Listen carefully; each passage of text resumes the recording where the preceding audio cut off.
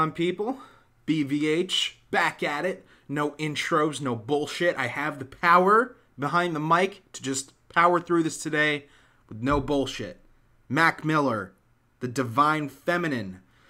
All right, so I have been a passive fan of Mac Miller for about a couple years. On both of his past two projects, there have been big highlights for me, songs that I still have in rotation. The biggest one from the last project that rings a bell for me was the song with Ab-Soul, Two Matches, I believe it's called. I really like that song. And then, of course, you had like 100 Grandkids, a few others on there that were really great. But I never felt like the guy was really able to make an album that felt like a whole, fully realized artistic statement. So that's kind of my background with him. I saw that this new album had dropped a few days back, and first thing that took me back was that this is a 10-track record, which is a little different for him. I'm a big fan of shorter albums that aren't afraid to trim the fat, and that's not something Mac has been doing with his projects. So I saw that, got decently excited that he was going to be able to pull together something a little tighter here. And yeah, I'll say this. I am very impressed. I'll go through this track by track. I mean, right off the bat, you can tell that Mac is going to get cheesy as fuck with this thing, with the song Congratulations. I believe it's Bilal that's at the beginning that's whispering, the Divine Feminine, an album by Mac Miller. Or whatever the fuck, however she does it. I couldn't help but laugh, but whatever. I really like the piano line on the song, and there's this thing he does, and he does it throughout the album, where he kind of has this muddy, laid-back rap singing flow over what often aren't really your typical hip-hop instrumentals, and I'll admit sometimes his presence does feel a little abrasive and almost obnoxious a few times as he's doing that throughout the album. But like on this song specifically, if you really get into his lyrics, he's actually hitting some pretty poignant, interesting bars here.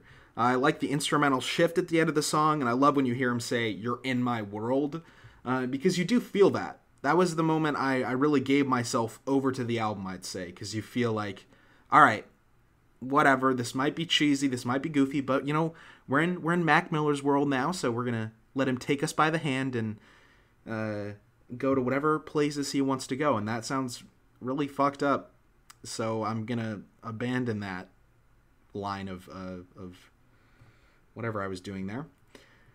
So then we get Dang, which is one of my favorite tracks of the year by far. I don't know why I say by far. I love the bouncy, groovy instrumental here. It almost sounds like Pharrell was producing this track. Anderson .Paak and Mac Miller both have incredible flows here, especially the second half of Mac's verse. God damn. So they're singing about trying to get their girlfriends back by tapping into their softer, more feminine sides. And that actually makes this a pretty great placement on the album. I mean, with the Divine Feminine, that is ultimately what Mac is doing. In a sense, I guess you'd call it trying to broaden his mainstream appeal with these big, beautiful, glamorous pop songs. But I do tend to think the album is working on a little higher level than that, even if its execution of some of those bigger ideas is a little weak. Stay is lyrically a natural continuation of Dang. Instrumentally, it feels a little bit like a Chance the Rapper tune. You know, you get those horns, the almost gospel-sounding chord progressions, and Mac's flow actually feels pretty Chance-inspired, too.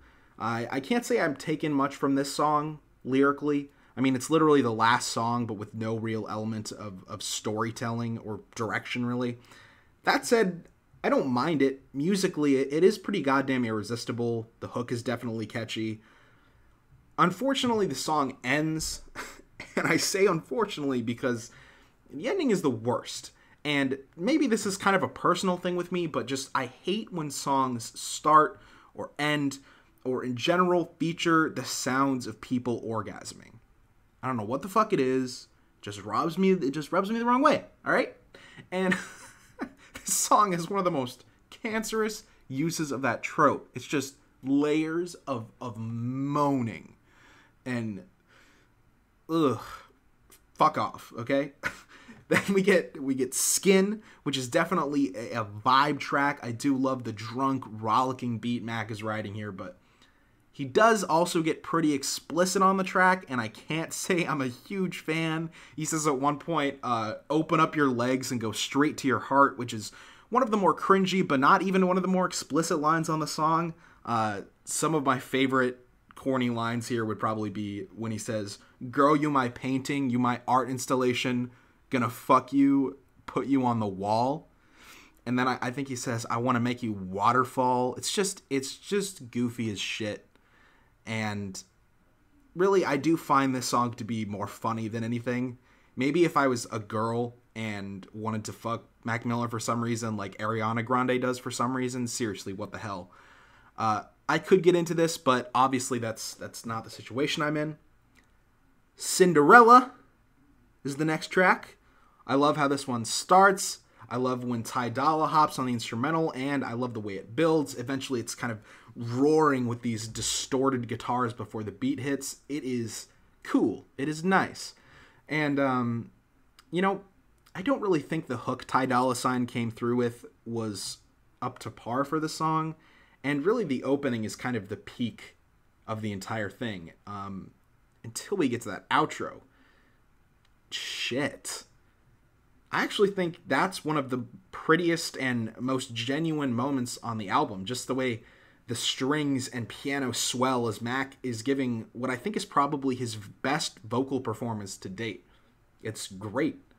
And I kind of wish he made it a separate track because I love listening to that outro part of the song, and I don't really want to put up with the rest of it to get to that point. So I really wish it was a separate track. And I know this one's already a fan favorite. I don't dislike it at all, the beginning part of the song. But I can't say I'm too overwhelmed emotionally by it or get into the music that much until we get to the intro. Again, Mac is singing to a girl here, going on and on about all the love he has in his heart, Bergs. Yay. Really, though, I feel like it's kind of worthless to go into most of these tracks lyrically. I mean, he's pretty consistent as far as song topics go. He's getting lovey-dovey. Not really much to take from it, but he flows well. His cadences, I think, do help sell the individual songs. Then we have Planet Goddamn, which is the 6th track, and honestly, this is straight up a Drake song. Like, the beat, his flow, it's all #classic Aubrey Bergs. And I'm not saying he's biting or anything like that, but it is an easy comparison. Why did Drake just not feature on this song? Like, what the fuck? That would have given the song something, you know? It would have made the similarity justified, I guess. Or maybe if he was able to just do something a little more aggressive with his flow here to complement the beat. I don't know. As it is, it's pretty forgettable with the exception of the lyric, put in work, turn that pussy to the office, which has to be one of the funniest lines I've heard in years. Then we get Soulmates, which is a song that opens with a Good Will Hunting sample, and if that sounds like a joke, it's not. And honestly, it's kind of beautiful, especially to open a song like this. I love in the song when he says, I think you're too divine for my human mind in the first verse. The song in general has a little bit of a dubsteppy feel, almost like you have to be in a certain environment to experience it. Like, I'm sure this song is going to kill live. Not one of my favorite in the track list, but it's definitely a well-executed pop rap song, even if there's no reason it should really go beyond 3 minutes. We, featuring CeeLo Green. God, this is just like the epitome of a vibe track and how you should do a vibe track. It's another that I don't think needs to be as long as it is. Gets close to, like 5.5 minutes. But given that the first couple Mac verses are so much on that, like, just chill and smoke to this type feel, I can get with it being a longer cut. It's really when CeeLo comes into the track that you're like, yes, I mean, prime vibe levels achieved at that point. Then there's my favorite part. And not my favorite part of the album. The song is called that. Fuck you. So, apparently Mac Miller and Ariana Grande are fucking now. That is hilarious. Like, all I think about listening to this song is them having sex and just how funny that would look. I can't even talk about the song. That's like all it means to me. I'm just picturing, tiny Ariana Grande and Mac Miller just being like, ooh. I'm picturing what that scene looks like, and it's making me laugh. Truly, though, I do dig that song. I like hearing Ariana Grande on there. The beat is nice, and you can definitely tell they have some chemistry. And then, finally, we get to the 8-minute, 20-second closer, God is Fair, Sexy Nasty. I fucking love this song. Holy shit. It starts out super jazzy, just super Kendrick. When I listen to albums for the first time, I don't usually look at the track list because I just want to soak it in and have that experience with the piece of art. But as soon as this song started and I heard that jazzy drum work going on, I was like, fuck, this is so Kendrick. He has to be on this song. And he was. They work shockingly well together on this hook. Like, so fucking well. Hook is great. Definitely the best hook on the record. Everything else about the track is great too. Start to finish. Musically, absolutely stunning. And it is so creative to me how he ends this record with his grandmother telling the story of how she met his grandfather after he's been getting out his love stories on this album. It's very poignant, just a perfect close to the album, and a jaw-droppingly gorgeous piano melody to back this story she's telling. Altogether, man, this is just an interesting, easy, listenable, and cohesive project. This is Mac Miller's best album to me. The record has its downfalls, but what he did here is what I've been looking for from him for a long time. He put together a succinct package of 10 tracks that flow musically, thematically, and conceptually. And he's also ultimately left us with a record that is, yes, bumpable, yes, has amazing production, but it also feels personal.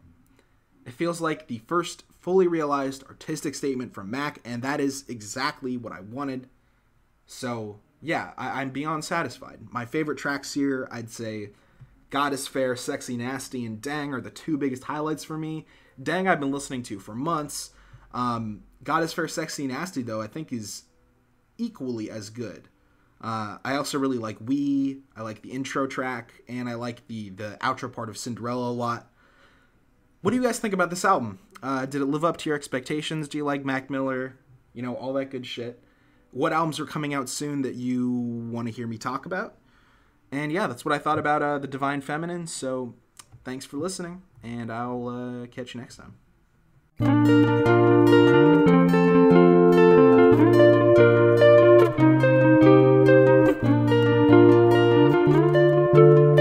I really like that song. And then, of course, you had like 100 Grandkids, a few others on there that were really great. But I never felt like the guy was really able to make an album that felt like a whole, fully realized artistic statement. So that's kind of my background with him. I saw that this new album had dropped a few days back, and first thing that took me back was that this is a 10-track record, which is a little different for him. I'm a big fan of shorter albums that aren't afraid to trim the fat, and that's not something Mac has been doing with his projects. So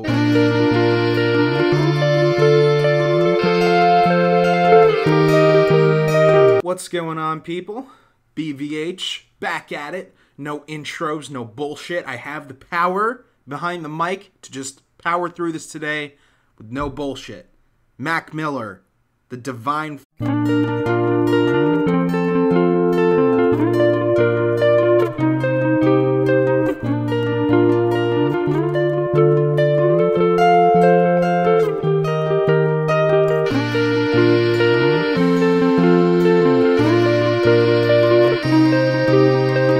Feminine. All right, so I have been a passive fan of Mac Miller for about a couple years. On both of his past two projects, there have been big highlights for me, songs that I still have in rotation. The biggest one from the last project that rings a bell for me was the song with Absol, Two Matches, I believe it's called.